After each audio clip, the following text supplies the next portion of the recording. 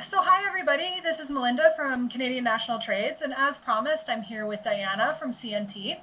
So this is a little bit of an introduction video as how Diana got Canadian National Trades started and what our prospects are for the future. So Diana, how did it all begin? How did it all begin? It began 6-7 years ago with Trades Expo, actually. And Trades Expo began because I realized that the trades had nothing out there that helped them out. Everything was career oriented, everything was technology, everything was hair and makeup and all the nice things that you would like to do when you're young. But there's a lot of kids that are suited for the trades, so I started Trades Expo.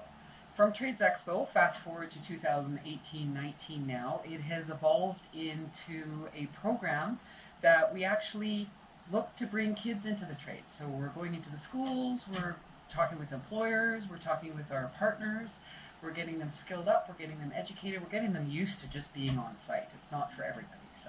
Okay, now background a little bit. This all started because, first of all, your husband is a concrete finisher of how many years? 35 years now. 35 years. Yes. Wow, eh? Been eating and breathing concrete for 32 of those 35 years, so. Wow, and your son is also a tradesperson, correct? Cody wanted to be a mechanic, and then he went into waterproofing actually. Came down to Vancouver, worked with his dad for a little while, got into waterproofing, and now he's a glazer. He installs windows. Okay, so he wanted to be a mechanic, and there were some hurdles for him because he has dyslexia. So Cody and both my kids actually have dyslexia. Julie a less form, Cody a bigger form of it. And he was unable to get through the foundations course in college, actually. So they have great courses out there, they're called foundations, where you can actually go out into the field and you can try it for 6, 7, 8 weeks, that kind of thing. And he couldn't actually pass the test at the end of that foundations course, so he couldn't get into his mechanics course. Okay. Because of that. And despite the accommodations for extra time and a reader and all of that, in his case, because he's dyslexic, that's just torture. You know, you put him in the room now, you've given him 3 extra hours to stew over the question. He knows the question, he just can't differentiate those last 2 answers because they're so close. And in the world of a dyslexic, that closeness makes them not be able to finish that test. Yeah, it makes all the difference when they are trying to get through a handwritten test, yeah. eh? Yeah. And you homeschooled your kids, correct? I did. I homeschooled them. Cody I pulled in grade 3. Julie was in grade 1 at the time. And so we were the first class of homeschooling in the interior when we first started this. And then we came down into Vancouver and we were the second class in New Westminster, actually. So cool. Since we started homeschooling him, I mean, Cody's now 25 years old. Since we started, there has been an evolution of the homeschooling.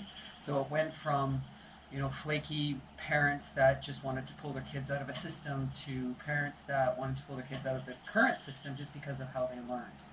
And that then became legitimized, and we now have actually alternative schools out there.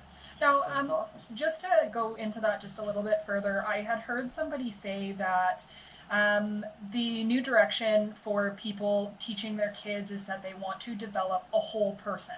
Yes. Versus just a student in certain aspects. And you agree with that? I completely agree with that. And you think that some of the programs out there now are better than what they used to be, but not necessarily completely geared towards people with, say, learning behaviors or things like that? I think the school system is a very linear system, and I think they do the best they can. Let's not take away from the current system that they have.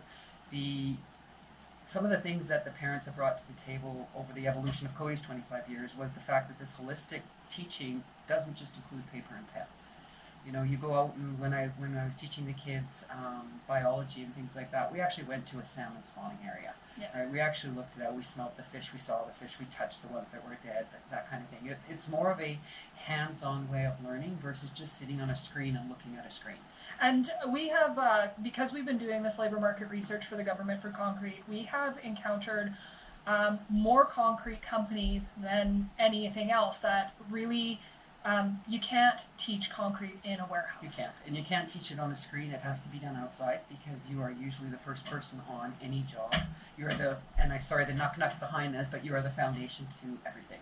So when concrete shows up, it's not in a covered area, so there's mixed designs, there's all sorts of things that go into actually finishing the product. And it cannot be done inside. And it cannot be recycled. You know, most trades that you're able to recycle certain things and keep using them again and again. You can't just pour concrete and then recycle it, right? You're either pouring it and it's permanent, or you're pouring it and then you're jackhammering it out, which then puts it in the landfill. So we're trying to eliminate that and then teach them in a way that is real for them.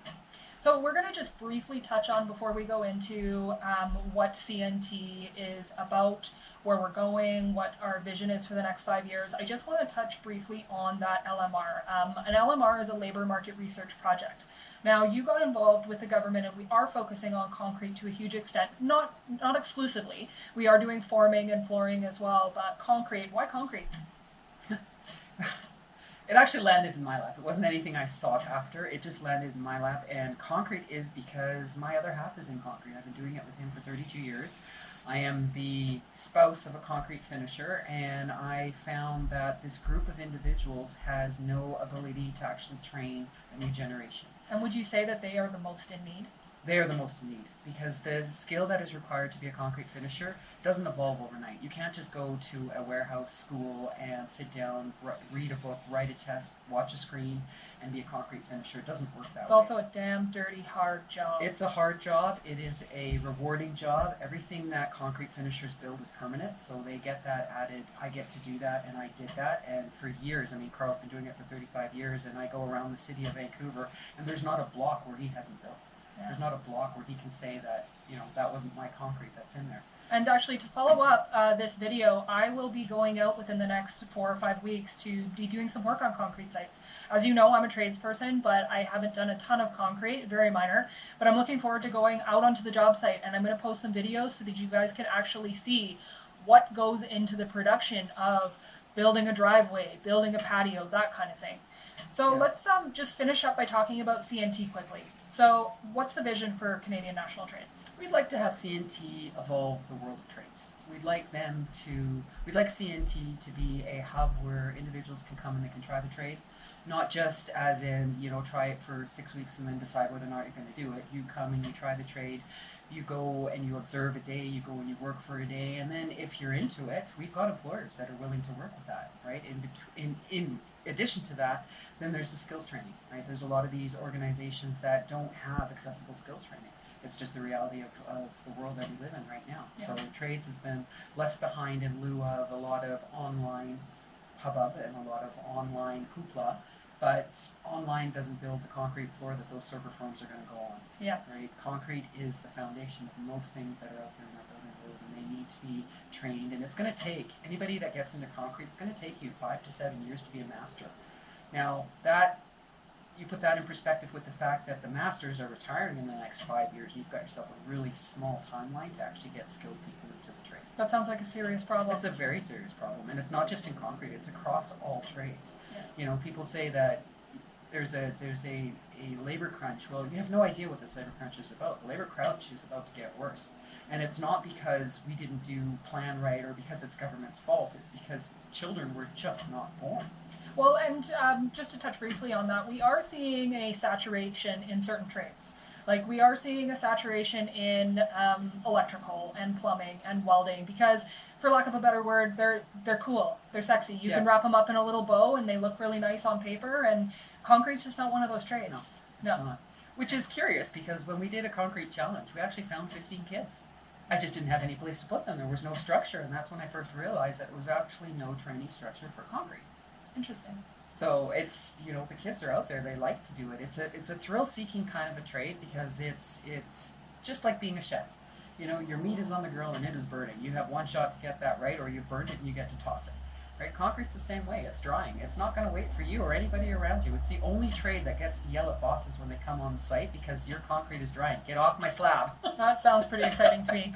Anyways, we're just going to wrap this up. So I wanted to say thank you from me to Diana for coming out. Obviously, we do work together, so you will be seeing Diana a lot. I am going to be sitting down with Diana again and talking about what's going on with immigration within the construction industry, because there is a lot of people out there that have this fallacy that I'm just going to bring in a foreign worker, but you really know the statistics on what it's like and what is expected of a company to bring in a foreign worker and what's going to happen there. It's pretty challenging. Definitely check out our websites, www.canadiannationaltrades.ca as well as tradesexpo.ca. And obviously all my links are on the page as well. If you have any questions or you have any comments, please feel free to contact me at any time. Give me a shout, send me an email or something. If you're a concrete company here in the Lower Mainland and it's something that you are interested in and getting involved in, please definitely give me a shout and I can get you some more information on how to get involved. Okay? Thanks, guys. Thank you.